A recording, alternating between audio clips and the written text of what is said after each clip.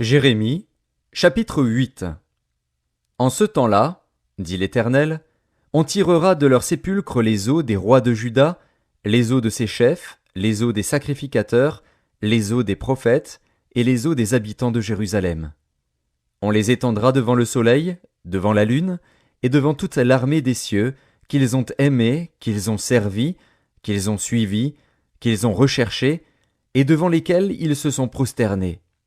On ne les recueillera point, on ne les enterrera point, et ils seront comme du fumier sur la terre.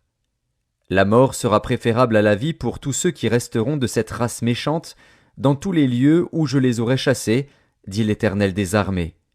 Dis-leur, ainsi parle l'Éternel, est-ce que l'on tombe sans se relever? Ou se détourne-t-on sans revenir?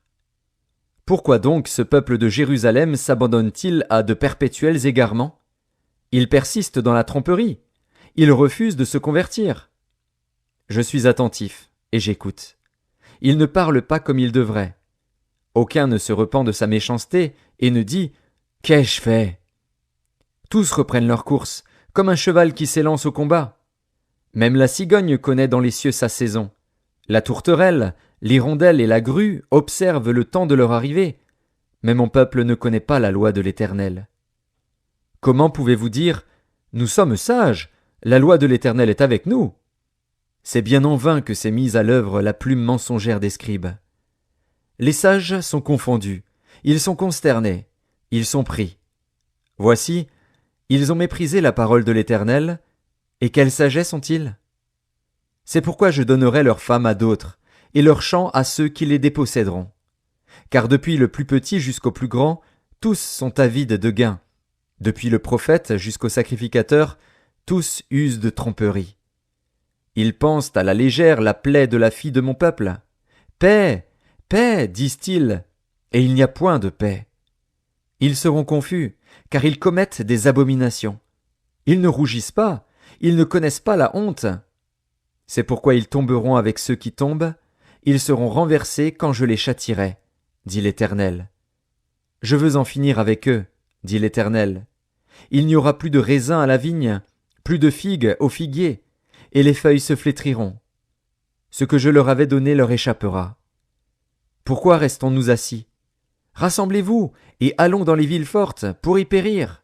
Car l'Éternel, notre Dieu, nous destine à la mort, il nous fait boire des eaux empoisonnées, parce que nous avons péché contre l'Éternel. Nous espérions la paix, et il n'arrive rien d'heureux. Un temps de guérison, et voici la terreur.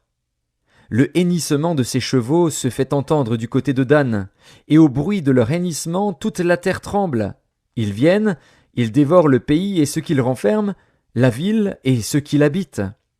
Car j'envoie parmi vous des serpents, des basiliques, contre lesquels il n'y a point d'enchantement. Ils vous mordront, dit l'Éternel. Je voudrais soulager ma douleur. Mon cœur souffre au-dedans de moi. Voici les cris de la fille de mon peuple retentissent sur la terre lointaine. L'Éternel n'est-il plus à Sion? N'a-t-elle plus son roi au milieu d'elle? Pourquoi m'ont-ils irrité par leurs images taillées, par des idoles étrangères? La moisson est passée, l'été est fini, et nous ne sommes pas sauvés. Je suis brisé par la douleur de la fille de mon peuple, je suis dans la tristesse, l'épouvante me saisit. N'y a-t-il point de baume en Galaad? N'y a-t-il point de médecin? Pourquoi donc la guérison de la fille de mon peuple ne s'opère-t-elle pas?